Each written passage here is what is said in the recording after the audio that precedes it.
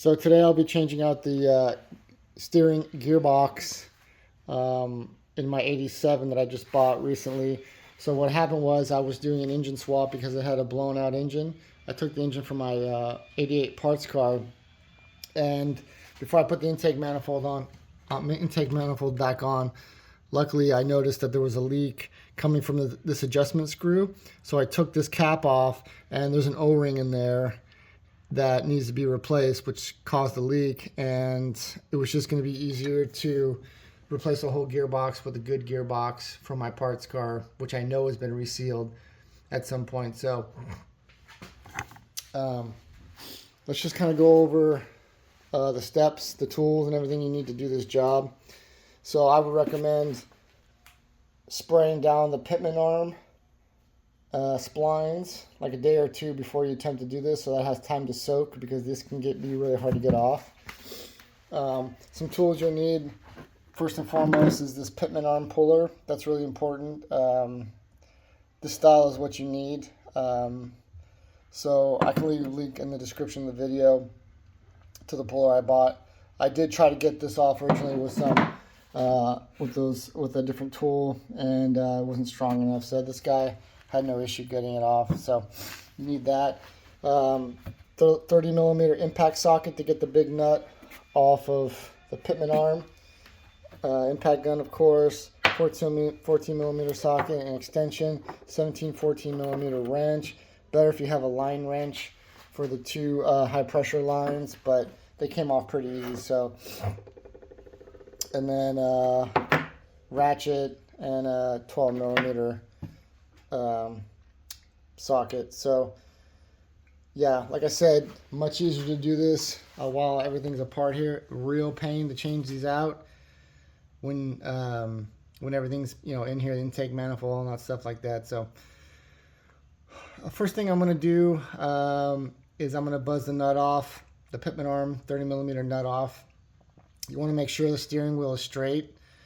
Now I'm just going to kind of talk about this because I'm holding the phone and I can't show you while I'm doing this while I'm holding the phone. So we'll kind of go through the steps. But basically, first thing I want to do is get that big 30 millimeter nut off that holds the pitman arm on. And then what I did was I turned the steering wheel a bit to the right to make space for the puller, because it wouldn't fit on there with the steering wheel straight. Once I got that pitman arm lower down a little bit, I took the tool off, I put the pitman arm back on, and then I put the steering wheel straight. So you want to have the steering wheel straight and not crooked, because when you swap them out, you want it to be straight. This was straight when I took this out, and when I take that out, I want that to be straight, or the steering wheel straight. So you just want to make sure everything's straight, because if the steering wheel is cockeyed or crooked and you put that back in, you're going to have a lot of issues. So making sure that's straight. So let's go ahead and get the pitman arm off, and we'll go into the car and take a look at that. Okay, so I got the 30 millimeter nut off with the impact tool. Now you can see here I've got the pitman arm tool on there. So what I've done is I've turned the steering wheel to the left significantly to make space. Otherwise the pitman arm would hit the chassis in the straight position. So I'm going to go ahead and press the pitman arm off the steering box. And I want to make sure as soon as it gets loose enough, before I actually even take it off, I'm going to put the nut back, tighten it up a little bit, and then turn the steering wheel straight, and then pull the pitman arm off, because you want the steering box in the straight position and the steering wheel in the straight position.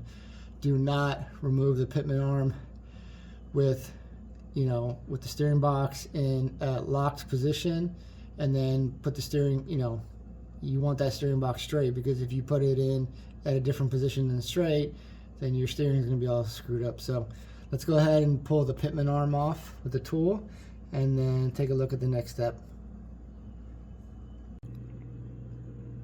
So I've got the steering box back. I got it out of the car. Basically, this tool wasn't up to the job.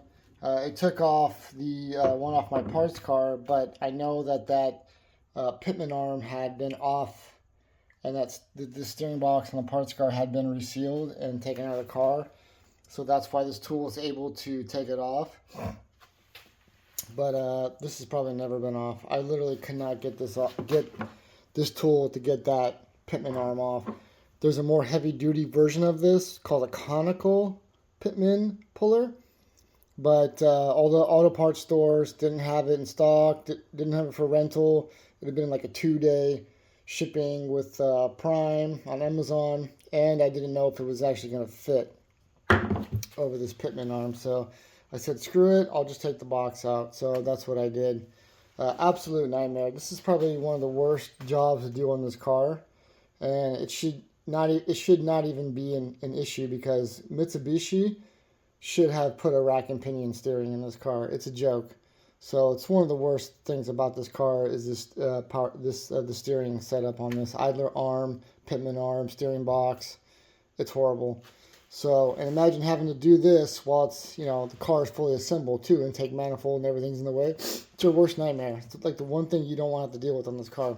So, anyways, got it out. I got the pitman arm off the other one. It came off pretty easy, so I'm gonna get the good box in there, and my plan is to flush out the lines, because somebody didn't put ATF like they should have. They used some kind of, it looks like it's a yellowish color, so it's probably, it's probably power steering fluid and not ATF. So I'm gonna blow some compressed air through those lines, take off the reservoir, and just blow some compressed air too through the cooler down here.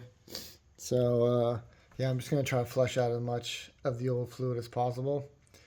So once I do that, then I can finally get the steering box back in and get it assembled. So I'll go ahead and start flushing out the lines and get the box in, and we'll fire up another video.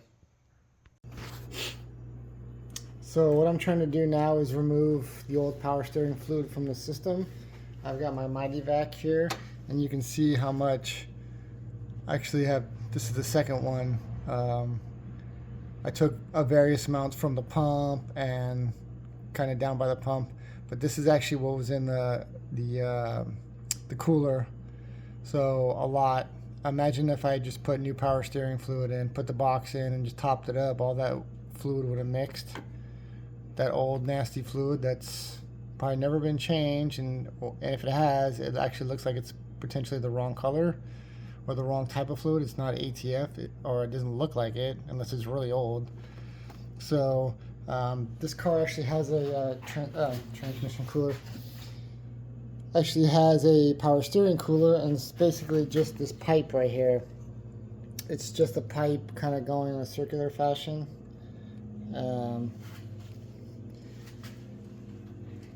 Yeah, it's not like an actual kind of, like this is the oil cooler here. So it's not like an actual cooler. It's just basically a pipe that loops around, and I guess the idea is cool air runs over it and it cools the power steering. So kind of over-engineered. I mean, you could probably eliminate this and it wouldn't make any difference at all. I guess Mitsubishi put it there for a reason, but just adds to the complication of this car, so whatever.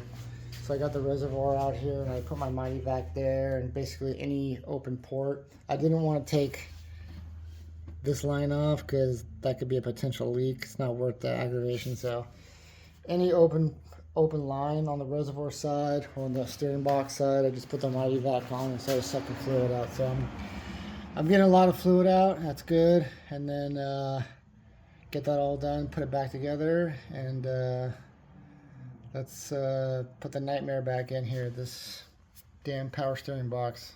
All right, stay tuned. So I finally got the nightmare steering box back in here. Basically, if you didn't have all the space like this now with the intake manifold and everything off, you would probably go down to the bottom of the vehicle. So maybe looking at removing the starter, slave cylinder to make some space to get down there. But I came up to the top. But like I said, it's a total nightmare changing this thing with everything in the car. It's a total nightmare. So what you want to be careful is when you're pulling this thing in and out. The steering shaft I believe even back in the 80s, pretty sure, these shafts are collapsible for, in case the car gets into an accident, the shaft collapses and doesn't, go through you and kill you. So you want to be careful when you're pushing the steering box into the shaft coupler there. I used some anti-seize so it went in smoothly. But, I mean, it's not, the shaft isn't that sensitive, but, you won't try to go in forcing the box into the coupler, the steering shaft coupler. You just want to take it easy on that because, yeah, you don't want to damage that. So, yeah, I just got the two lines, the high pressure, low pressure, or return line, whatever you want to call it, back in. This is what the on the coupler, on the steering shaft that you slide this guy onto. This is what the bolt looks like. Basically, the bolt goes through the shaft like that, right? And there's a notch in the steering coupler. Kind of hard to show that, but there's a notch on the steering shaft that bolt lines up through. So you have to have it lined up like that. Let's see if we can take a look real quick at the. You're not going to see the shaft. Oh, well, actually, if I turn the shaft, let's see if I can turn the shaft. Oh, I can. Okay, never mind. See if it's going to fall down because of the weight. Oh, it's kind of moving around, but let's see if I can do that again on my parts car here. Okay, there's the cutout. See, there's the cutout. Ah, jeez. I can get that.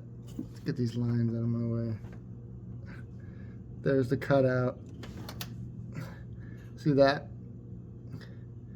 So the bolt, essentially, I got power steering fluid all over my hand.